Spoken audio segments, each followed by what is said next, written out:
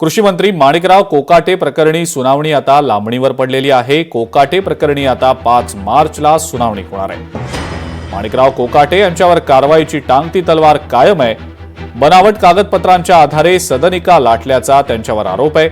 हस्तक्षेप याचिका दाखल करणाऱ्यांना हायकोर्टात जाण्यासाठी कोर्टाने 3 दिवसांची मुदत दिलेली आहे। कोकाटे शिक्षेप्रकरणी जिल्हा सत्र न्यायालय आता 5 मार्चला निकाल देणार आहे।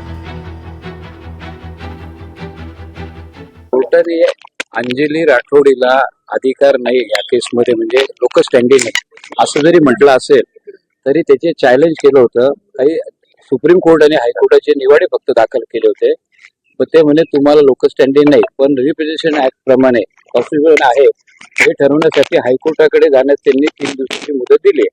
आता हायकोर्टामध्ये 5 तारखेच्या आत आम्ही दाखल करू ते प्रकरण, पण आता त्यांनी जी शिक्षेला स्थगिती मिळावी हा अर्ज त्याच्यावर निर्णय द्यायला त्यांनी नकार दिला। आज ते 5 तारखेला ठेवलं, तर 5 तारखेला पुढे काय होतं आणि हायकोर्टात काय होतं आम्ही आपल्याला कळवतो।